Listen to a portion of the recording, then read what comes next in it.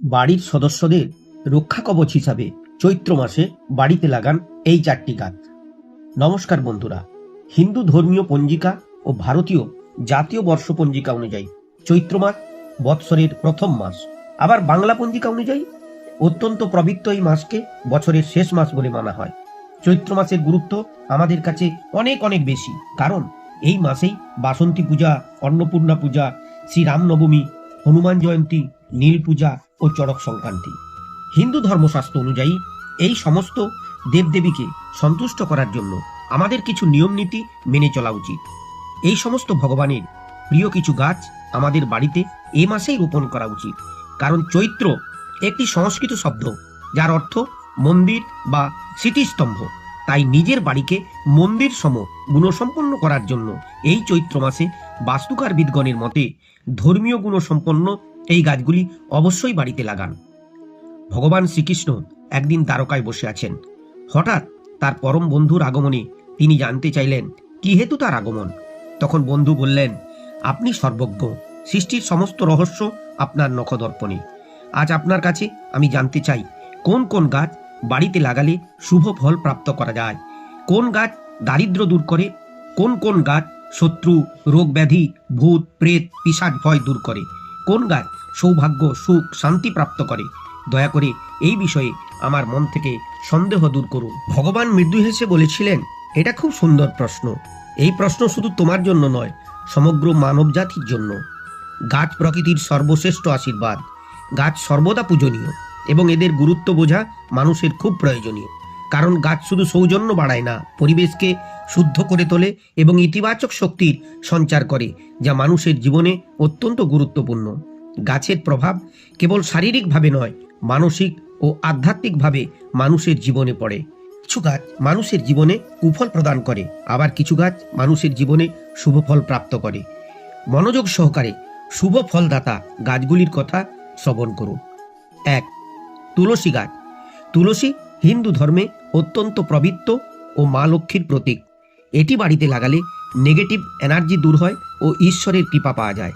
এটি শুধু বাস্তু দোষ দূর করে না, দেবী লক্ষ্মীকে সন্তুষ্ট করে এবং মানুষের জীবনে দুঃখ দারিদ্র্য দূর করে সুখ শান্তি বয়ে আনতে সাহায্য করে। এখানে ভগবান শ্রীকৃষ্ণ ও শ্রী রাধিকা যুগলে বাস করে, তাই প্রত্যহ তুলসী তলায় এদের উপাসনা করলে মানুষ সমস্ত পাপ মুক্ত হয় এবং সংসারে সুখ শান্তির কোনো অভাব থাকে না।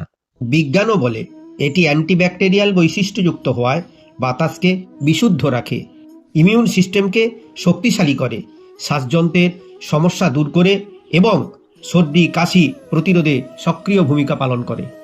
2. আমলকি গাছ। এটি পৃথিবীর এক পরম পবিত্র গাছ। এটি ব্রহ্মা বিষ্ণু ও মহেশ্বরের বাসস্থান ও আশীর্বাদ ধন্য গাছ বলে হিন্দু শাস্ত্রে মানা হয়। এটি বাড়িতে লাগালে দীর্ঘায়ু, আরোগ্য ও সৌভাগ্য বৃদ্ধি পায়। এছাড়া মানুষ জন্মমৃত্যুর চক্র থেকে মুক্তি লাভ করে, তাই মানব জীবনে এটি অত্যন্ত শুভ বলে বিবেচিত হয়। এটি খেলে সকল পাপ নাশ হয় ও আয়ু বৃদ্ধি হয়। এর জল পান করলে রোগ দূর হয়। আমলা জলের সাথে মিশিয়ে স্নান করলে দারিদ্রতা দূর হয়, সম্পদ বৃদ্ধি হয়। এই গাছ বাড়িতে লাগালে বা থাকলে কখনো দৈত্য দানব ভূত প্রেত পিশাচ প্রবেশ করতে পারে না। এটি শরীরকে বিশুদ্ধ করে, মনকে শান্ত করে। একাদশী তিথিতে এই গাছকে পুজো করলে ত্রিদেবতা সন্তুষ্ট হন। মানুষ সকল তীর্থ ভবনের ফল লাভ করে, পাপ মুক্ত হয়। এই গাছ বাড়িতে থাকলে মানুষ পরম মানসিক ও আধ্যাত্মিক শান্তি লাভ করে। বিজ্ঞানও বলে আমলকিতে প্রচুর পরিমাণে ভিটামিন সি থাকে, যা শরীরের রোগ প্রতিরোধক ক্ষমতা বাড়ায়। আমলকি ত্বক এবং চুলের জন্য প্রচুর উপকারী এবং হজম শক্তি উন্নত করতে সাহায্য করে। অশোক গাছ। এটি অপ্সরাদের বাসস্থান। এটি দুঃখ দুর্দশা দূর করে সংসারে সুখ শান্তি নিয়ে আসে। এই গাছ শোকনাশক বলেই এর নাম অশোক। যে বাড়িতে অশোক গাছ থাকে সেই বাড়িতে মানসিক চাপ ও দুঃখ কখনো প্রবেশ করতে পারে না। মা সীতাদেবী অশোক গাছকে এই আশীর্বাদ করেছিলেন যে অশোক গাছে সর্বদা দেবী লক্ষ্মী বাস করবে। রাক্ষসরাজ রাবণ সীতাদেবীকে অপহরণ করে অশোক কাননে রেখেছিলেন, আর সীতাদেবী সম্পূর্ণ সুরক্ষিত ছিলেন। ঠিক সেই কারণেই বাড়ির মেয়েদের সুরক্ষার কারণে প্রতিটি গৃহে অবশ্যই অশোক গাছ রোপণ করা উচিত, কারণ এই গাছ সুরক্ষার প্রতীক। পারিজাত গাছ। দেবতা এবং দানবদের মধ্যে সমুদ্র মন্থনকালে এই গাছ উৎপন্ন হয়।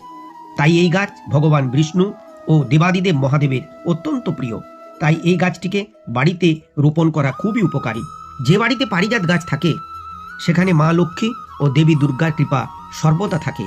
তাই এই গাছ ব্যক্তির জীবনে দেবী দুর্গার মতো সমস্ত শত্রুনাশ করে, আর মা লক্ষ্মীর মতো জীবনে ঐশ্বর্য ও সৌভাগ্য নিয়ে আসে।